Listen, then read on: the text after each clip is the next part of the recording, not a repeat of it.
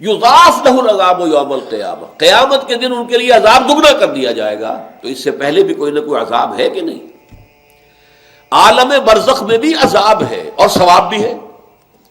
حضور نے فرمایا صلی اللہ علیہ وسلم کہ قبر جو ہے کسی انسان کی، وہ یا جہنم کے گڑھوں میں سے ایک گڑھا ہے اور یا جنت کے باغیچوں میں سے ایک باغیچہ ہے۔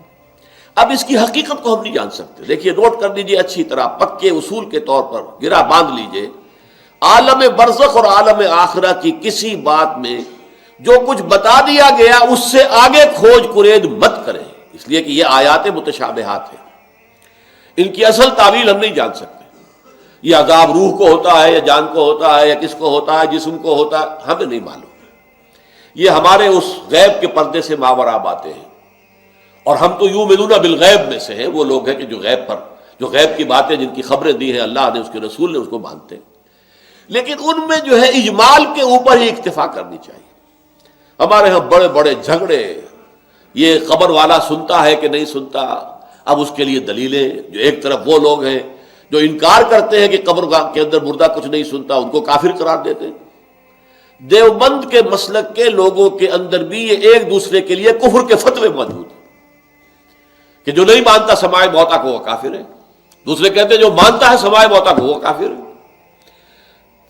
مردہ کچھ نہیں سنتا۔ اب احادیث میں آتا ہے، احادیث میں تو یہ آتا ہے کہ جب دفن کر کے جاتے ہیں لوگ مردے کو، تو وہ مردہ ان کے قدموں کی چاپ سنتا ہے کہ وہ جا رہے ہیں واپس۔ اسی طریقے سے بہت سی احادیث موجود ہیں۔ حضور کا تو خاص کشف کہ آپ نے دیکھا کہ مردوں کو اس وقت عذاب ہو رہا ہے یا کہ مردوں کا معاملہ یہ ہو رہا ہے۔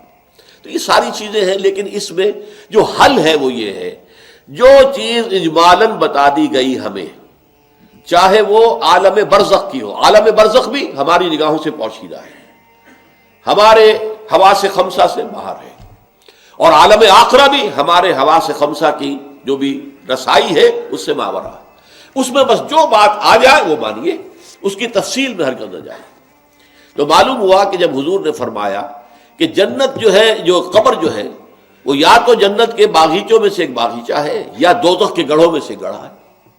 کہیں ایسے بھی کہہ دیا گیا کہ قبر میں جب مردہ جو ہے داخل ہو جاتا ہے تو یا تو ایک کھڑکی کھول دی جاتی ہے جنت کی طرف، جس سے جنت کی ہوائیں اور خوشبوئیں اسے آتی رہتی ہیں، روح و ریحان، اس سے وہ فائدہ مند ہو رہا ہے ابھی سے۔ ابھی حساب کتاب تو ہوگا، یوم القیامت کو ہوگا جب اٹھائے جائیں گے۔ اور یا پھر جہنم کی ایک کھڑکی کھول دی جاتی ہے، اس سے وہ لپٹ، اس سے گرمی، یہ وہاں سے جھونکے آتے ہیں۔ تو ہم صرف اتنا ہی مانیں گے۔